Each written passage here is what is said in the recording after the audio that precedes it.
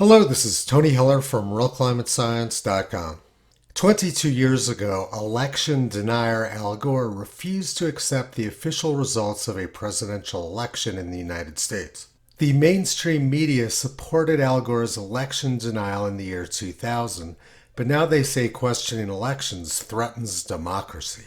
Al Gore was very angry about not becoming president, so he got even with the world using a different mechanism. In 2006, he made a science fiction movie called An Inconvenient Truth. The purpose of his movie was to convince the public that the burning of fossil fuels causes bad weather and will lead to the destruction of the earth. He showed a hurricane coming directly out of a smokestack. Billions of school children around the world were forced to watch An Inconvenient Truth. After he released his sci-fi flick in 2006, he said we only had 10 years to save the planet from global warming, after which the world would reach a point of no return. Which would mean that it's already too late and it's pointless trying to stop it now. Joe Biden recently said the same thing, that we only have about 10 years left to save the planet. The goal set when our last administration, the Obama-Biden administration, when that was set, they were set that we had more time. We don't have the time now. The goals are different because the necessity is there. We don't have a lot of time. We don't have much more than 10 years, for real. The Washington Post agrees the world is going to end around the year 2030 due to global warming. According to Democrat politicians, we're always racing towards the end of the world due to the burning of fossil fuels, but we never actually seem to get any closer. Now let's take a look at what Al Gore had to say about glaciers in his 2006 movie. This is Mount Kilimanjaro more than 30 years ago and more recently. And a friend of mine just came back from Kilimanjaro with a picture he took a couple months ago. Another friend, Lonnie Thompson, studies glaciers.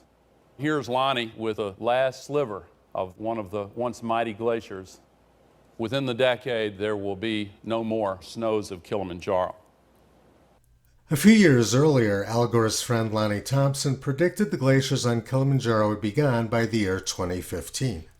Later, the prediction was changed to 2020. This prediction was published in Science magazine, so it must be true. But the snows of Kilimanjaro and the glaciers are still there. The Mount Kilimanjaro National Park ecologist says that the ice is nowhere near melting. And now the United Nations has granted glaciers on Kilimanjaro a 30-year reprieve out to the year 2050. Al Gore didn't do too well with his predictions of the end of the world or his predictions about Mount Kilimanjaro. We're always racing towards the end of the world, but we never seem to quite get there. Now let's take a look at what Al Gore had to say about Glacier National Park. This is happening in Glacier National Park. I climbed to the top of this in 1998 with one of my daughters. Within 15 years, this will be the park formerly known as Glacier. Al Gore said that in 1998 he climbed up to the Grinnell Glacier with his daughter. Let's take a look at what's happened to the Grinnell Glacier since the 1990s. Google Earth imagery shows that the Grinnell Glacier has grown over the last 30 years. This is what one location on the glacier looks like now, and this is what it looked like 30 years ago. You can see that the ice has expanded a lot over the last 30 years. And the ice may have gotten thicker as well. In 1991 there was a large crevasse here, but now it's filled in with ice. Al Gore's predictions of the imminent demise of Glacier National Park echo those being made by scientists 100 years ago. In 1923, Glacier National Park was melting very rapidly, and experts predicted the ice would be gone by the year 1950.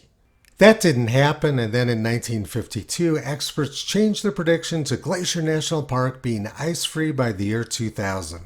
That didn't happen, so they changed their prediction to the year 2020, the same year which Kilimanjaro was also supposed to become ice-free. And now they've changed their prediction to Glacier National Park being ice-free by the year 2044, which is almost a century after the original forecast. Al Gore wanted people to believe that the decrease in ice at Glacier National Park was due to the burning of fossil fuels. But there's no evidence to support what Al Gore is saying. The glaciers in Glacier National Park retreated very rapidly from 1850 to 1950. After 1950, the retreat greatly slowed down, and now these glaciers are actually growing. As carbon dioxide has increased in the atmosphere, the rate of glacial loss has greatly slowed. For some reason, Al Gore didn't mention that most of this ice loss occurred before the year 1950. Now let's listen to what Al Gore had to say about Alaska glaciers. Here is what's been happening year by year to the Columbia Glacier. It just retreats every single year. And it's a shame because these glaciers are so beautiful, but those who go up to see them, here's what they're seeing every day now.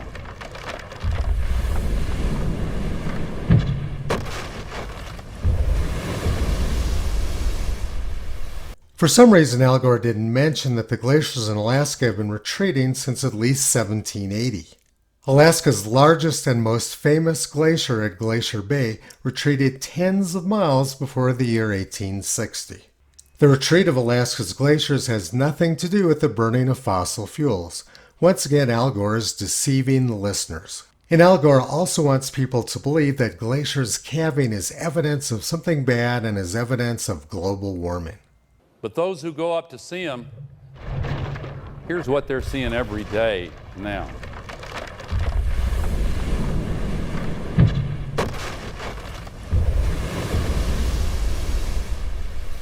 This is what the Columbia Glacier looks like from above. Glaciers are rivers of ice. Excess snow builds up at higher elevations and then flows down to the sea as glaciers. When the glacier gets to the sea, the ice calves off and forms icebergs. We've always had glacial calving and we've always had icebergs, like the one which sank the Titanic in 1912. Saying that glacial calving is evidence of an unhealthy glacier would be equivalent to saying that water flowing over Niagara Falls was evidence of a drought. People who like glaciers shouldn't be worried about glacial calving. They should be worried if the glacier stops calving. If the glacier stopped calving, that would mean that the glacier was disappearing. Al Gore got it exactly backwards. Now let's watch Al Gore's prediction of the demise of Arctic sea ice at the Nobel Prize ceremony in December 2007.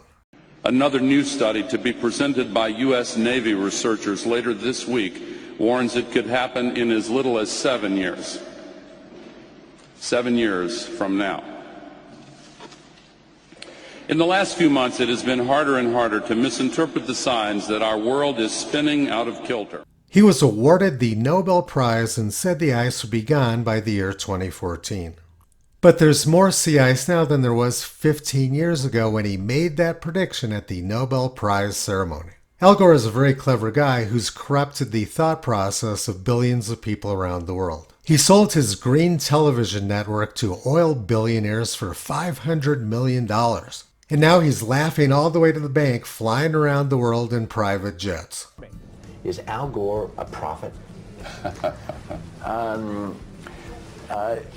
do you spell prophet?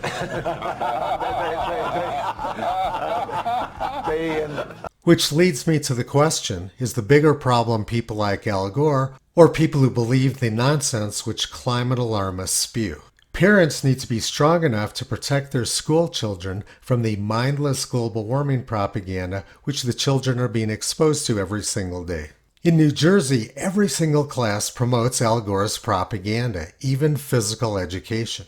There was 1 minute left on Suzanne's stopwatch and the atmosphere remained thick with carbon dioxide, despite the efforts of her third graders to clear the air. They're teaching school children that it's their responsibility to prevent bad weather. This isn't science education or physical education, rather it is child abuse. Parents need to become aware of the level of junk science and general insanity which their children are being exposed to in the schools. For the past 14 years, Toto's been doing everything he can to help educate people about Al Gore's scam. You can visit Toto, Kyrie, Caesar, Toki, and Upla on the web at realclimatescience.com.